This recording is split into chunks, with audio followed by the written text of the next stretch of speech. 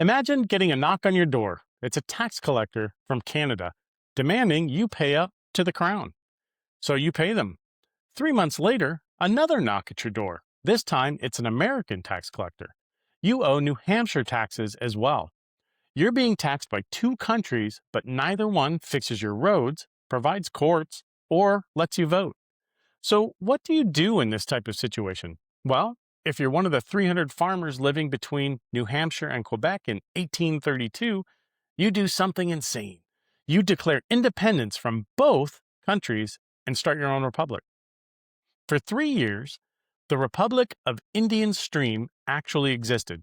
It had its own constitution, it had its own government, it had midnight jailbreaks, armed militias, and it almost started another war between the United States and the British Empire. This is that story. Okay, so how does a chunk of North America just fall through the cracks? Well, it starts with possibly the sloppiest piece of diplomatic language in American history. September 3rd, 1783, the Treaty of Paris officially ends the Revolutionary War. Benjamin Franklin, John Adams, and John Jay are negotiating for the brand new United States of America. David Hartley is representing King George III and Britain. These men are trying to draw borders for an entire continent. They're using maps that are wildly inaccurate and out of date, and the second article of the treaty says that the border between the U.S. and British Canada will run to the northmost western head of the Connecticut River. Cool, that's great. That's really specific, except which stream is the northwesternmost head? And which one is it? There are three candidates: Hall's Stream, Indian Stream, and Perry Stream. Depending on which one you pick, you get completely different borders and about 300 square miles of completely disputed territory. For a couple of decades, this is all just theoretical, of course. Nobody lives in these places. It's just wilderness. Who cares, right? But by the 1820s, people have moved in. They're building farms, raising families, and they're starting communities. They think they're in New Hampshire this whole time, but here's a plot twist. Both the United States and Britain claim this territory. And here's where it really gets absolutely ridiculous. Both governments try to tax these people. Neither government provides any services whatsoever. So consider this. You're living in Indian Stream in 1830. You might get a knock on your door from a Canadian official saying you owe taxes to the crown. So you pay because you don't want any trouble. And then a few months later, knock, knock, you owe taxes to New Hampshire. Here's the rub. You can't vote in American elections or British elections. There's no courts to settle disputes if you have something go on with your neighbor. Nobody maintains your roads, and there's no law enforcement. One resident described this as claimed by both, protected by neither. By 1831, people are getting arrested by both sides. They get arrested by Canadian authorities for not paying British taxes. They get arrested by New Hampshire authorities for not paying American taxes. So, if you get into a property dispute with your neighbor, there's no clear jurisdiction. Which court do you go to? Whose laws apply? It's bureaucratic hell. And these are frontier farmers, so think about it. They're hardy, independent people who came here looking for cheap land and a fresh start. They're really not wanting to put up with this anymore. July 9th, 1832, about 60 of these men gather in a meeting house in what's currently what we would call no man's land. It's in between America and Canada with no jurisdiction. And they've been taxed by both of these countries. They've been arrested by both of these countries, and they don't get help from either. So they decide to have a vote. They declare independence from both the United States and from the British Empire. They draft their own constitution, they elect judges, and they form a militia. They call themselves the Republic of Indian Stream. And here's the thing. This wasn't a joke or a publicity stunt like we might see today. They actually governed themselves for 3 full years. They passed laws, they held elections, and they settled their own disputes. 300 people created a functioning democracy from scratch because two empires couldn't get their act together. But we know independence is never easy. So now you've got the Republic of Indian Stream. Yay! It's real. It's happening. Luther Parker is elected chairman. They form a General Assembly made up of all the free male residents. There's no executive branch. There's no president or governor. There's just 3 elected judges and a clerk. They pass laws by a simple majority vote. It's direct democracy in its purest form. And you know what? For a while, this actually works. They settle their property disputes. They establish rules for their militia. They make decisions about roads and infrastructure. They're doing basic work of governance that the United States and Britain refuse to do for them. But there's 2 massive problems that are brewing. The first problem, the external pressure. The British authorities in Lower Canada, meaning Quebec, are not happy about this. A bunch of farmers declaring independence from the crown? Where have we seen that before? This is unacceptable. New Hampshire, as well, those officials, they're not thrilled.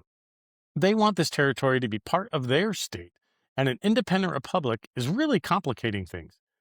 Both sides increase pressure on Indian Stream residents. There's more tax collectors sent, more threats to people, and there's more arrests. They have a second problem brewing, the internal division, and this is really what dooms this republic. Remember, this is a community of only 300 people. Everyone knows everyone. Your neighbor might be your cousin, the guy who runs the mill might be married to your sister, and these people are not united in what should happen long term either. Some residents, probably the majority, want to eventually join the United States. They have family in New Hampshire, they speak English for the most part, they see America as their natural home. Others, on the other hand, have economic ties to Quebec. Maybe they sell their timber to Canadian buyers. Maybe they have family across the border. They might just generally prefer British rule. And there are a few true believers that want to stay independent forever. So these aren't abstract political debates. These are very personal. Families are split over which side to support. Old friendships fracture. The General Assembly meetings get really heated. By 1834, you've got pro-American faction and a pro-British faction, and they're barely speaking to each other. The Republic is eating itself from the inside. Fast forward to summer of 1835. Things are about to go completely off the rails. A prominent citizen named Richard Blanchard, he's pro-American, and he gets arrested by Canadian authorities for not paying British taxes. His friends, oh, they're ticked. So they organize a raid. A group of Indian Stream men led by Moody Bedell crosses into Canada in the middle of the night, breaks Blanchard out of jail, and brings him back a hero. Well, guess who's not very happy with this at all? The Canadians. The Canadians are enraged. This is now an international incident. Meanwhile, the pro-British faction in Indian Stream is feeling pretty threatened. So, what do? They invite the Canadian militia to enter the territory for protection. So now you've got armed American sympathizers facing off against armed British sympathizers. Meanwhile, there's Canadian troops on the ground too. It's a mess. New Hampshire is watching all of this and they're thinking, this is a powder keg that's about to explode. So now we go to November of 1835 and everything is about to collapse. Governor William Badger of New Hampshire has seen enough. He's got a miniature Cold War happening on his border. Armed factions, foreign troops. It's one spark away from becoming a shooting war that could drag the entire United States into another conflict with the British Empire. November 1835, Badger orders New Hampshire militia to occupy Indian Stream to restore order. About 50 militiamen march in. The Canadian forces, they think about it, so they withdraw. Britain really doesn't want another war over this either. Really, it's a smart move made by everybody involved. The General Assembly of the Republic of Indian Stream, well, they hold one final meeting. They vote to request annexation by New Hampshire. And just like that, the Republic is over. It lasted 3 years, 2 months, and some change. Here's the thing, and this is important. New Hampshire's occupation didn't solve the problem or any dispute. The question of who legally owned this territory was still completely unresolved. And by the late 1830s, tensions between U.S. and Britain are getting worse all along the Canadian border, not just here. In 1838 and 39, there's actually a series of incidents called the Rustic War. It was technically a bloodless conflict, but it almost becomes a real war over timber rights in Maine.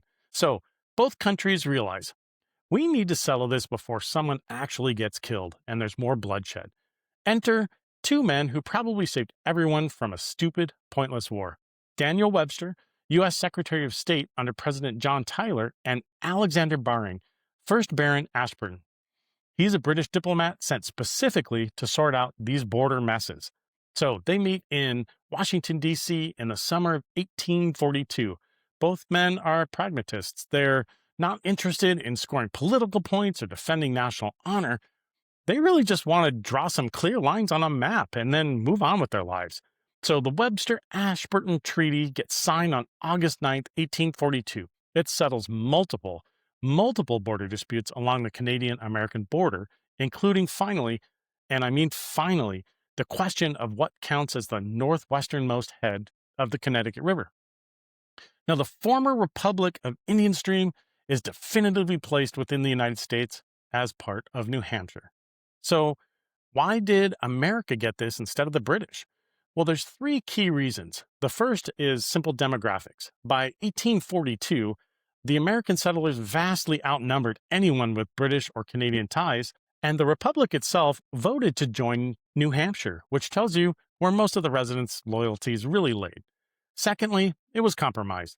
The Webster-Ashburton Treaty involved give and take on multiple disputes. Britain actually got some territory in other areas. Parts of northern Maine went to Canada. Lord Ashburton was willing to concede Indian Stream, partly because Britain got other concessions elsewhere. And lastly, practicality. Neither side wanted war. Britain had global imperial concerns all over the world. They were managing colonies on multiple continents. Fighting over this sparsely populated New Hampshire wilderness just really wasn't worth it. The United States also was still a developing nation. We couldn't afford a full-blown war with the British Empire yet again. Both sides looked at the situation and said, let's be reasonable. The pragmatists won. Today, if you drive through northern New Hampshire, you'll pass through the town of Pittsburgh. There's no H on that town, and it's the northernmost town in New Hampshire. One of the largest towns by area in all of New England. It's beautiful country. There's mountains, there's lakes, there's forests. There's no grand monument, however, to the Republic of Indian Stream. There's no museum for the Republic of Indian Stream. There's just a few historical markers that most people probably drive right by on their way to go camping, and they don't even know it. But I think this story deserves to be remembered because it shows us something important about how government works, or in this case, it failed to work. These 300 people didn't want to be revolutionaries. They weren't making some grand ideological statement.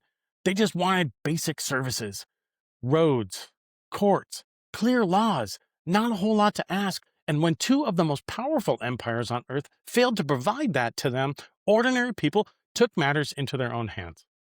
And you know what? They did pretty well. For 3 full years, they ran a functioning democracy amongst themselves. They solved their own problems. They governed themselves. And you know what? This also reminds us that borders we take for granted, the little lines we see on maps, whether it's our country or another country, it's often messy, contested, and it was incredibly unclear for a long time. The United States and Britain spent nearly 60 years arguing over which stream was the northwesternmost head of the Connecticut River. 60 years over streams. What else did they fight about? Meanwhile, 300 people were just trying to live their lives, and they ended up creating their own country because the adults in the room couldn't figure it out. The Republic of Indian Stream lasted only 3 years, but in that brief moment of time, a tiny patch of wilderness between empires was its own nation. It had its own laws, its own government, its own sense of identity. And honestly, that's pretty stinking remarkable. And that ends our episode today. Thank you for listening to another episode of Archives and Anchovies. If you have a second, give us a like, hit subscribe. We've got more American stories, some weird musical stories, and all kinds of things coming your way. Drop a comment and let me know, what other forgotten chapters of history could I cover? I really appreciate you watching, and as always, have a wonderful day, a fantastic evening, and a pleasant week ahead.